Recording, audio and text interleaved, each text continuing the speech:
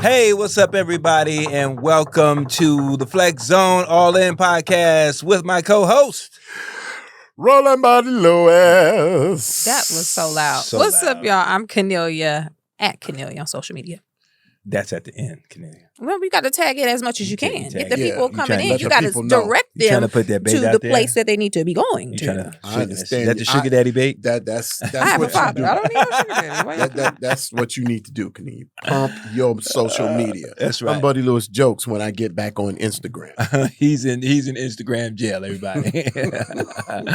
Well, yes, welcome to the Flex Zone, where we cover everything from politics, news events, great guests, sports, everything. And we must start with this in the sports world.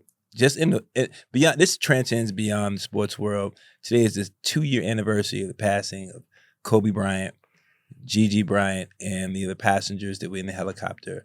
And I cannot believe it's been 2 years. Yeah, and you know what's so, man? You know what? I was thinking about that as I took my daughter out for her birthday. Today is her birthday. Oh, happy birthday to her. Yes, I'm sure and- she's nice. Yeah, she's very nice. It was interesting that moment came swirling back today when I heard and I remembered exactly. What were you doing when you got the news? Man, it was insane. I was at a gas pump. My ex-wife and I had driven my daughter up to go to college. She was going to college in the Bay, and we stopped at Costco. And I was putting gas in the car, and I never forget it. And my ex screamed out. She went, oh my God, no.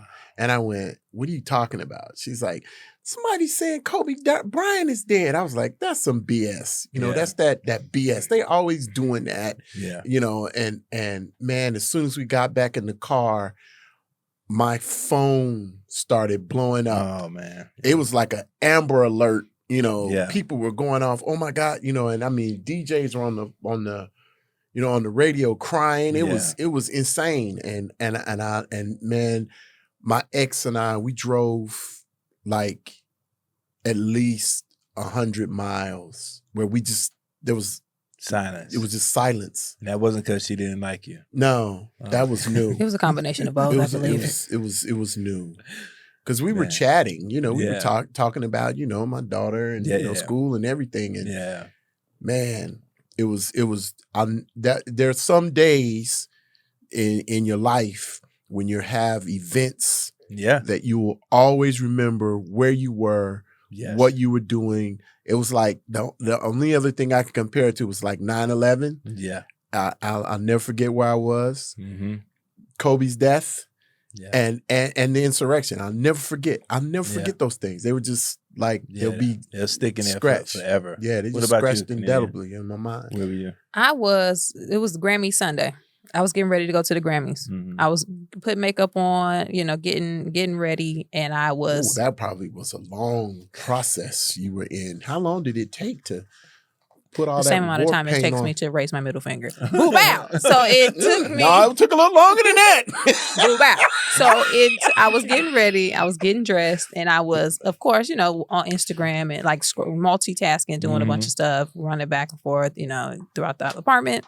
And I saw it on Instagram, and I was like, "Wait, what?" Yeah. Then that was when it was when as soon as they announced it, that's when we didn't know who was on the helicopter. So they were talking about Rick Fox was on it. It was a bunch of stuff going back and forth. Yeah. And I have a friend that I went to college with. He played with Kobe for the Lakers many years ago. And I text him.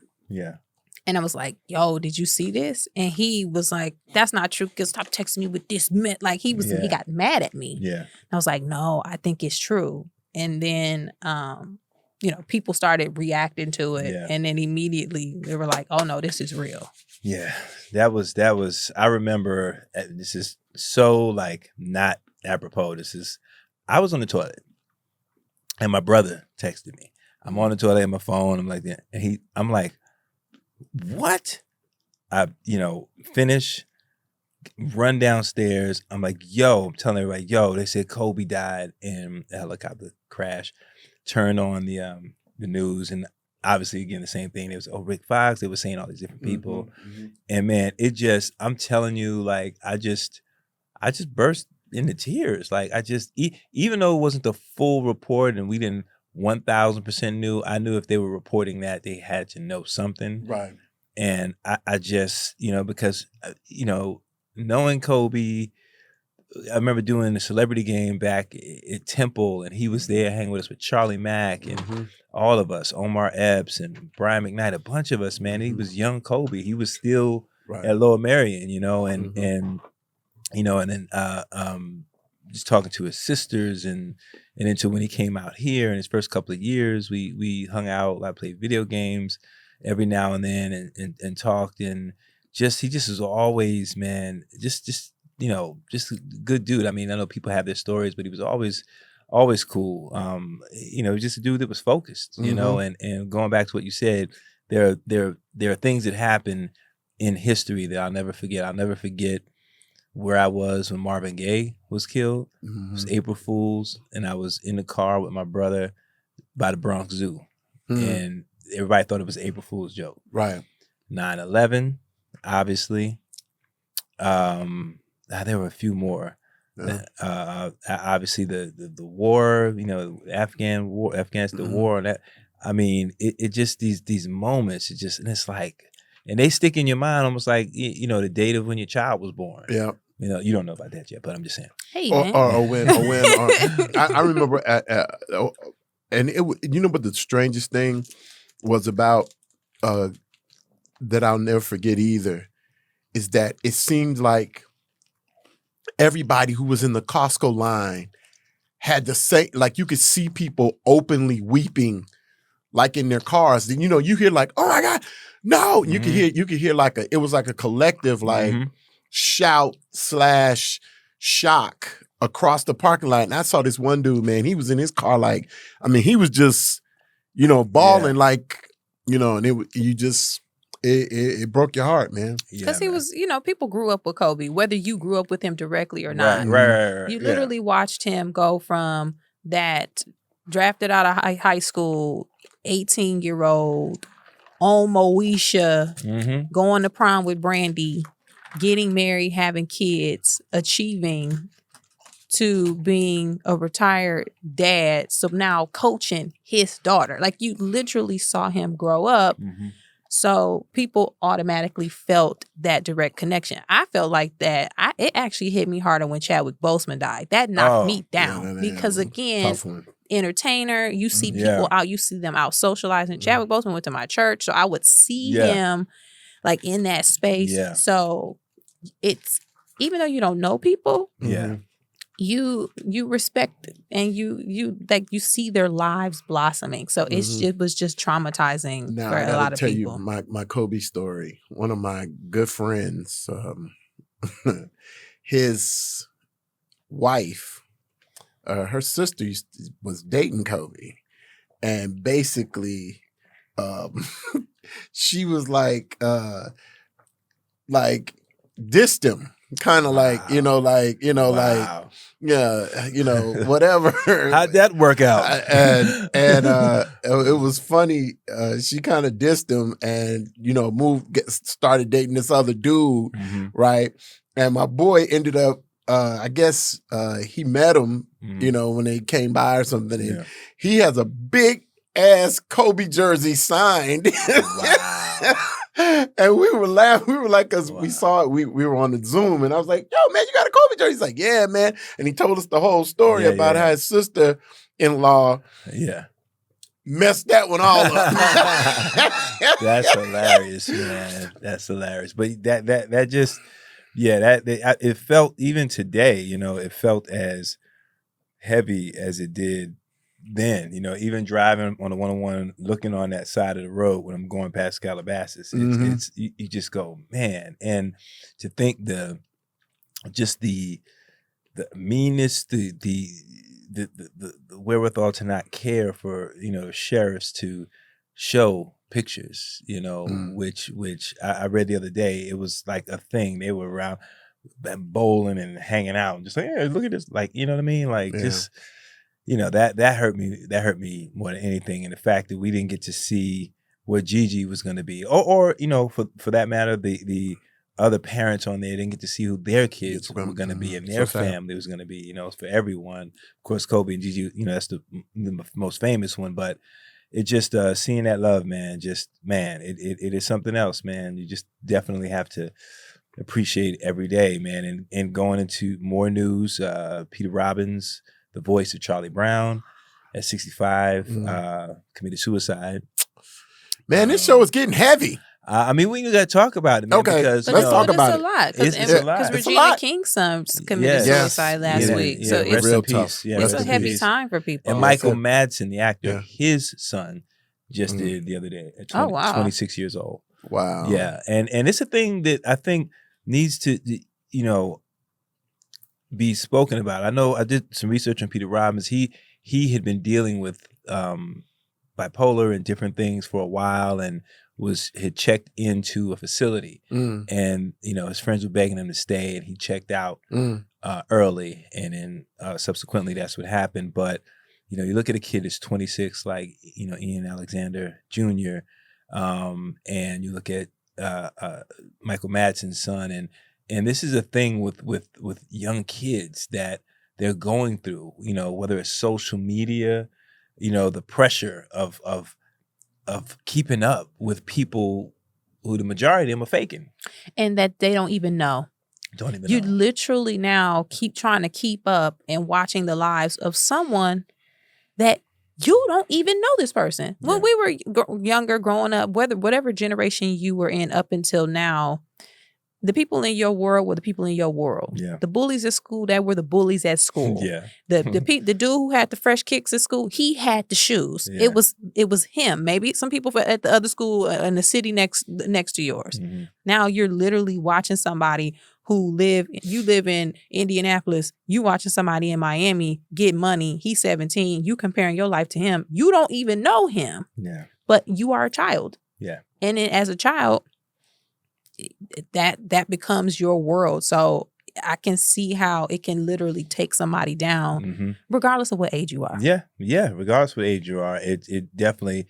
But I only, you know, I mention age because of it seems like now, you know, I'm looking at more studies that these younger kids, even to teenagers, are having, you know, anxiety, are depressed, and you got to think about what they went through. I mean, you know, we all went through it. We're already set in our ways. We kind of, you know, we deal with stuff. We dealt with the pandemic differently, the lockdown. A lot of these kids, man, it's like, yo, just think about that. You shut off from associating with other classmates and students. I remember my son telling me, he's like, Dad, you don't understand. Staring at that screen, because I'm like, man, man, you in bed, just roll up, you know what I'm saying? you in bed. You know what I'm saying? You in bed, you in school in bed. And I'm looking at it like that, but he's like, you don't understand. It's harder. Like, you know, we got to focus on this. You're watching a screen all day. And a lot of his other friends, they felt the same way. And it's a wave of kids that dealt with that suppressed that right now are starting to. That's why I think we're seeing a lot of these, you know, smash and grabs. A lot of, I mean, that's half ignorance, but, you know, violence. There's more violence happening now. There's more kids committing. These young kids are like, don't even care anymore. It's like no soul. They just doing stuff. I know that's happening. I just have I don't know why. And maybe I'm wrong, and I'm probably gonna get in a lot of trouble for saying what I'm about to say. You're always in trouble. I know, but you know what? The anxiety that a lot of these kids are feeling now, I have not as much sympathy for it, because I'm gonna tell you why. As an African American person in this country, there is no comparison to not being able to walk into a place and eat. When you have to look at a colored water fountain, you know, and when you have to, you know, you can't ride on the bus, in the front of the bus, you have to get up for someone white. And I mean, I grew up in Gary, Indiana. There were places we couldn't live. There were places you couldn't go. I remember when they finally opened the lunch line at Kresge's. You know, And I'm What's Kresge's? Kresge's I is assumed it was an old man store. No, it's not an old. Kresge's is like it's the beginning of Kmart. I was like, yeah, it's that's actually Kmart. Oh, It's the beginning. It used to be called Kresge's. And Oh, then Kresge's Mart. It used to be Kresge's Mart, and it became okay. Kmart. All And right, all Kmart, it's anyway. All right. The Kmart, like Walmart and all those big stores, they were And that run was back by. when Kmart had that restaurant. You get them that little nasty cold cut sandwiches. Remember that? Yeah, Okay, keep on. you know, and you could get ice cream at the counter. It was Yeah. like a drugstore and a department store. That was Yeah. one of the first department stores. I remember, you know, walking downtown and not being able to go in some of these places in Gary, Indiana, in the mid. And then I'm talking about the early 70s. Mm-hmm.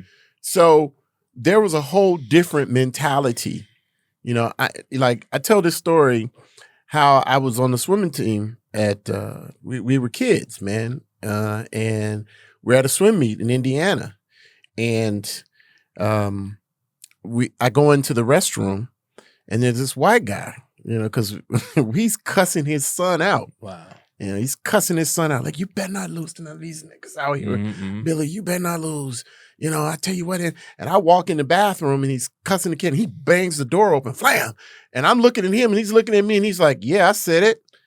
And, you know, and walk past me. And this kid comes walking out, and, you know, and I never forget him, little Mark Spitz, red, white, and blue trunks. And he had a nice little USA towel and all that. He walked past me and I was like, dang. That's because he told him, he said, if you lose to one of these niggas, you are going to walk home. Wow. And I was like, damn, that's so tough, man. Can you imagine the mentality? Because now I see Billy in my heat. Mm-hmm. I'm like, Billy, you finna get your ass kicked. And he's gonna have to walk home. That's your fault. That's your How problem. much Billy. anxiety is on me? Yeah. But let me say this. But I'm just saying the mentality of these kids is different than when we grew up. They're dealing with a different set of circumstance Mm-hmm. that a lot of, and I'm 50, I'm 58. There's a whole different set of parameters that these kids never had to deal with. But let me speak to this, and so we can and give this perspective to give them a little more grace. While other generations did go through different things that can be considered more serious, right? Getting attacked by dogs, getting rocks thrown at you for trying to go to school. One thing that we can't negate is that the trauma that those people went through, they passed it down to their kids and generations beneath them. So with that in mind, if you are raising not to say you directly raising your kids outwardly with this trauma and with these experiences, but that does affect your parenting and your perspective. Mm-hmm. Which in turn has taught some of these children and their parents raising them. It's kind of like when you had baby boomers who moved out the hood, moved to the suburbs, basically, quote, turn their backs on Black people to achieve a certain level of success. Mm-hmm. Then you had the war on drugs. You know, there was a domino effect. Yeah. So some of these kids now aren't equipped to handle certain things because of their parents not equipping them to handle certain things to an extent.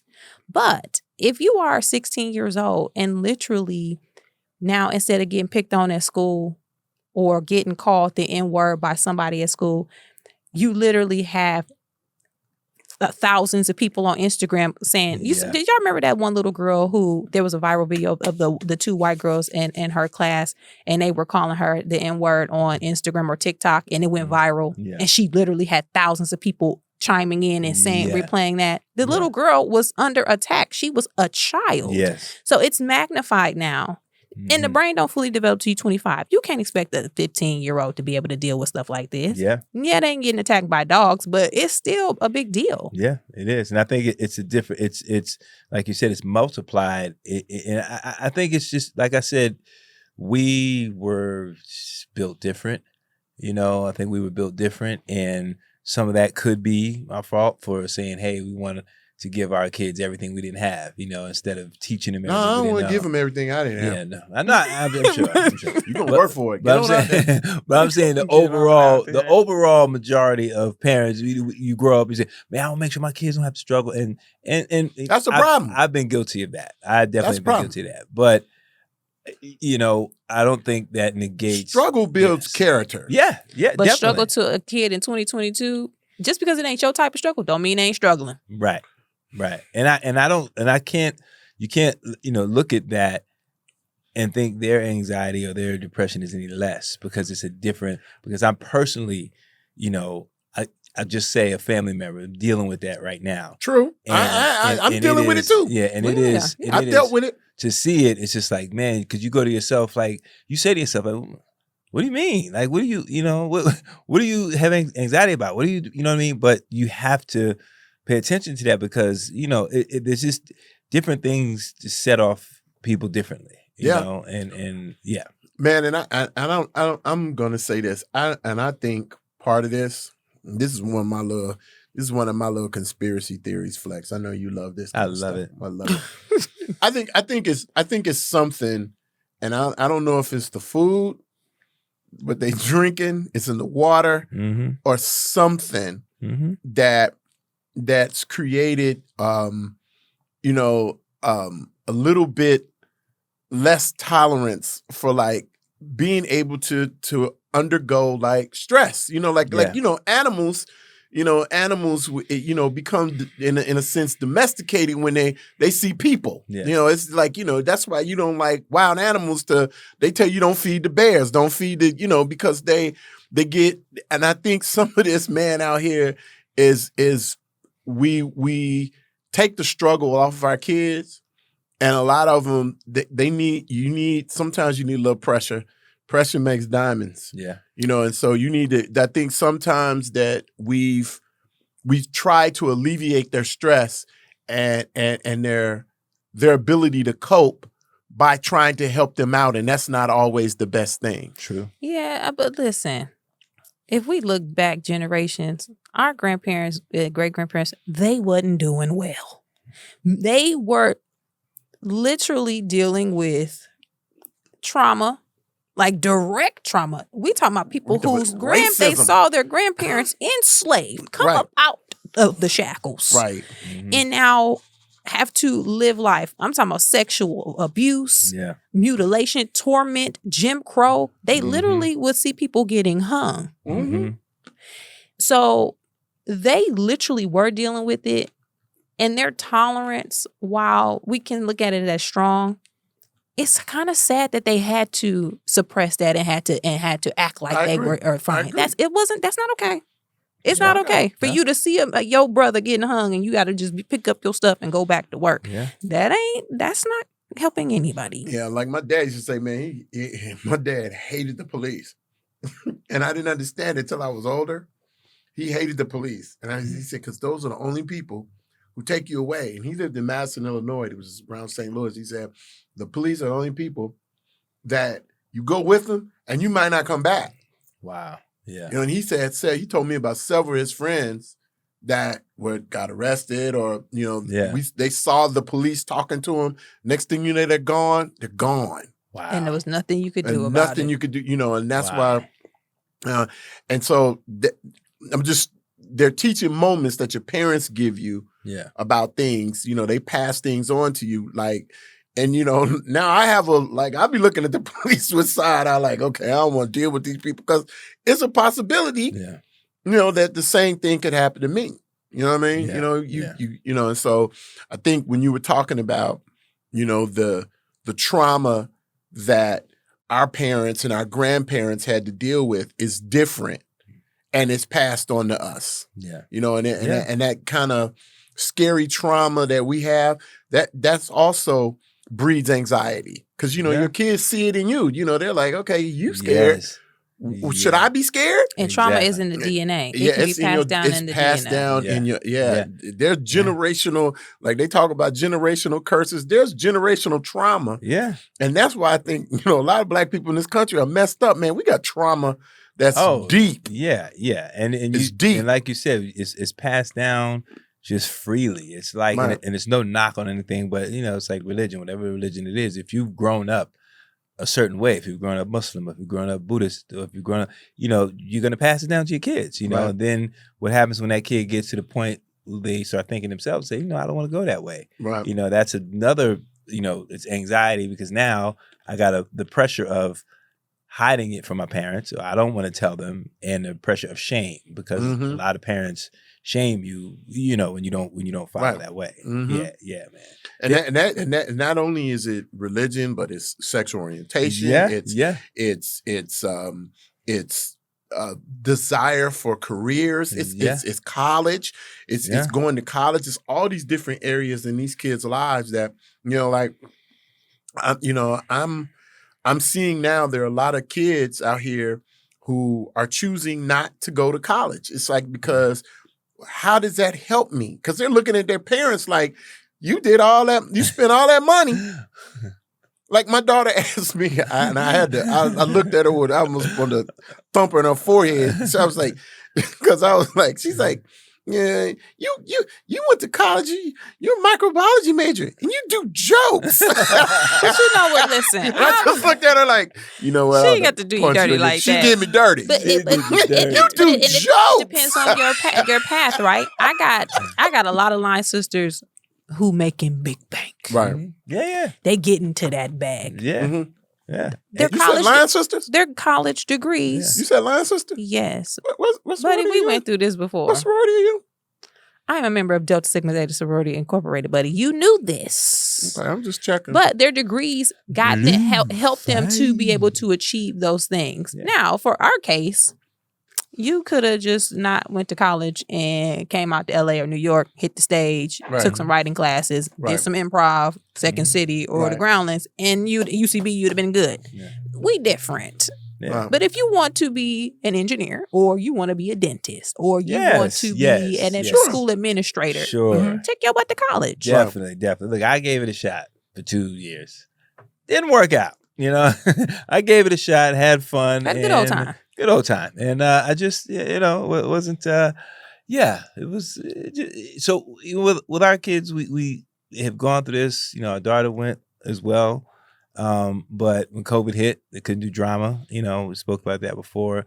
My son, he's like, and I'm not of that mindset to pressure him to go, because he's not going to be a doctor. He's not going to be an anthropologist or whatever case may be. What's in his DNA is what we do and what we have. And that's, our daughter. So it's like, I'm almost like, man, gosh, but they have that passion for it. And I'm all about passion. I'm all about, if you're passionate about it, then go for it. And it's okay to fall on your face. It's okay to fail, man. You can fail and get back up, and you have to have some level of failure in your life, I just believe, or some level of I didn't make it or whatever, or you didn't. You have to push you forward, because if it was just easy, everybody would do it. Everybody would do it. And you wouldn't be good at it. You wouldn't be good at that. And that's great point. You wouldn't be good at it. Michael Jordan says, I only succeed because I failed. Mm-hmm. Now, you got to miss a few shots, so you can know, okay, I need to go work on this, or I need to fix this, or I need to be better at this under these circumstances and putting myself in these positions. I can only get better if I make mistakes. Yeah. And so, because you'll learn, if you're smart, you'll learn from those mistakes. Yeah. And all the great players, and I look at sports, all the great players, all the great inventors, all have moments where it didn't work out. Right. They failed, they missed, they didn't succeed at that. So they had to overcome those negative things to become successful. Yeah. And you got to lose a few elections to win one. Yeah. So, and I look at too, like some of the people that dropped out of high school or just finished high school and became hugely successful. And you imagine, like, well, what if their parents really crammed down on them? You going to college, Madonna wouldn't be Madonna. Right. With Warren Buffett. Daddy don't preach. Warren Buffett wouldn't be Warren Buffett. But let me say this.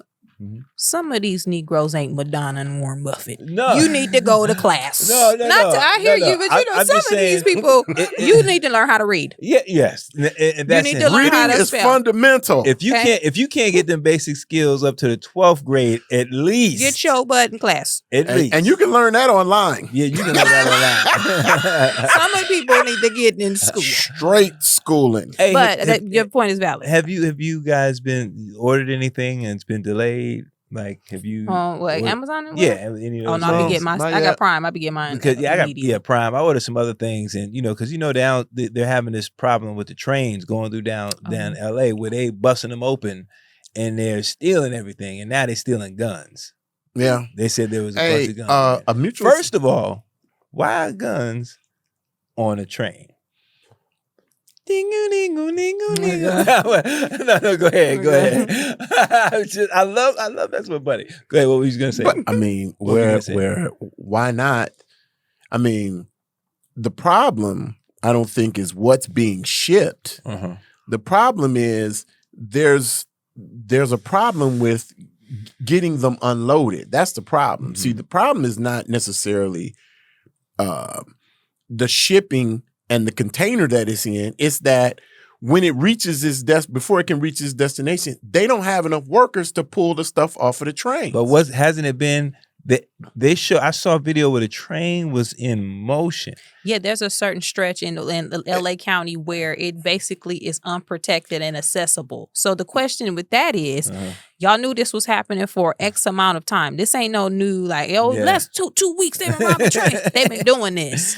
Yeah. Right. Y'all can't put no more security down there. Y'all can't have security on the train. Y'all can't have somebody walking and patrolling. They showed like the scene. It was 2 cops. And I don't even think they had a gun. They didn't even have one dude was chasing this couple away like, get out of here. Get out of here. Throwing rocks That's at what them. they gonna do? Listen, but you know what? It's not just trains, Flex. Right. That Yeah, they robbing the Gucci store too. They're robbing the Gucci stores in Beverly Hills. I think right now, man, there are 2 things I think that are happening right now. I know what they are. SBA is over and ain't no more unemployment. That's real though. Folks is losing their mind.